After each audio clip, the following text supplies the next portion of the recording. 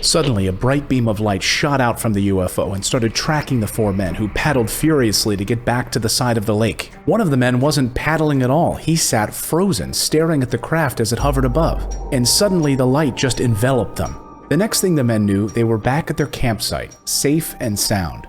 But what they didn't know is that hours had passed.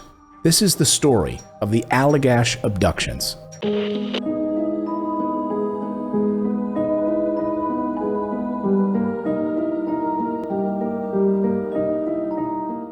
Welcome to the Paranormal Post. I'm Clayton Morris. If you like tales of the unexplained, mysteries, UFO, ghost stories, and the like, then go ahead and smash that like button and subscribe to my channel.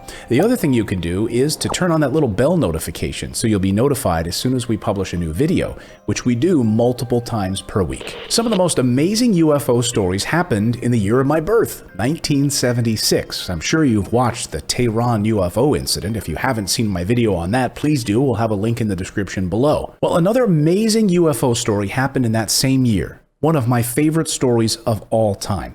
I remember hearing this story as a kid and just being captivated by the idea of four friends going camping and being abducted by aliens. This story takes place at one of the most beautiful places in the United States, Allagash, Maine, a beautiful town with an amazing lake where four friends decided to go on a fishing trip at the end of August in 1976. The four of them were made up of two twin brothers, Jack and Jim Weiner, and their friend Charlie Foltz, and their guide, Chuck Rak. They say their first day went by without incident, just a normal day of fishing and camping.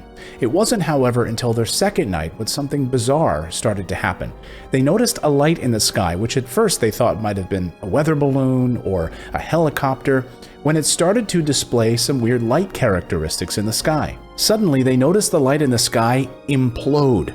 Listen to one of the brothers. I looked at it through the binoculars for maybe 15 seconds, 30 seconds, and it suddenly just winked out from the outside edges inward.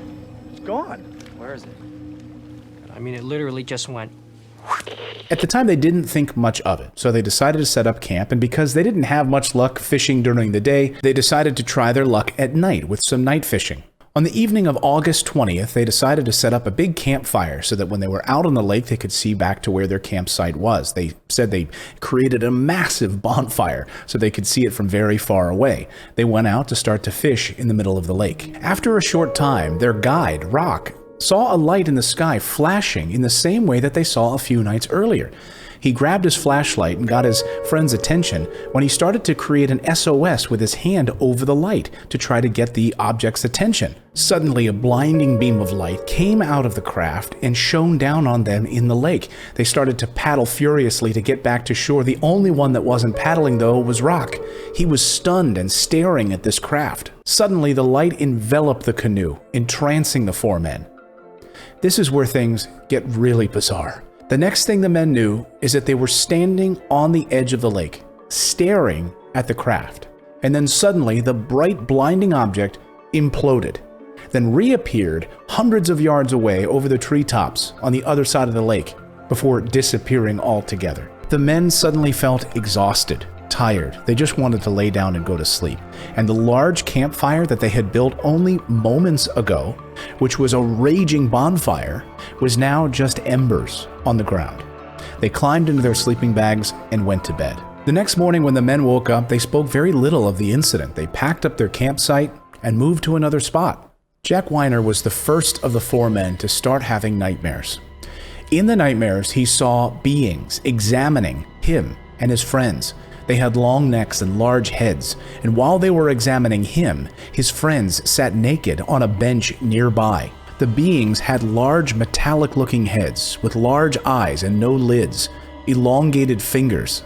It turns out the other three men were also experiencing nightmares, having the same kind of nightmares that Jim was having.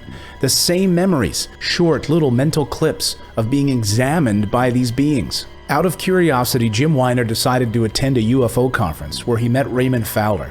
He went up to Raymond Fowler after one of the events and told him his story. Raymond Fowler suggested that he go through regression hypnosis therapy to see if he could recount anything more about these bizarre dreams. Fowler encouraged Jim to ask his friends to also go through these sessions. After these regression hypnosis therapy sessions, all 4 friends recounted the same stories. In fact, it turns out the friends were artists, and they were able to draw exactly what they remembered individually, with each of the men sitting on a bench naked waiting to be examined while their friend was being examined, having pieces of skin and fluids extracted from their body. They remembered the exact same thing. Chuck Rak even went so far as to describe the room like a veterinarian's office, with a silver table in the middle of the room where you'd put a pet on top of to be examined. Chuck also recounted the bizarre fact that when he tried to focus on the alien creatures, he couldn't. That it became fuzzy, almost like trying to tune in a fuzzy radio. Every time he tried to focus on it, he couldn't. It was like an image dissolving in his mind. After the psychiatric examinations, all 4 men subjected to a lie detector test. They all passed, and the doctors deemed them all to be mentally stable. So what happened on those mysterious nights at the end of August 1976? Were these men transported to an alien spaceship? Where hours went by, undergoing grueling and humiliating physical examinations before being returned to their campsite, where they have little to no memory of what unfolded. How do you explain all 4 men having similar dreams, passing lie detector tests? How do you explain the missing time, creating a massive bonfire, and then few minutes later when they return to the shore, it's embers, as if hours had passed? What do you think happened to the men in Allagash, Maine in late summer 1976? Drop me a comment below and give me your theory. And go ahead and smash that like button and subscribe to my channel if you love these types of spooky stories. We'll see you next time, everyone.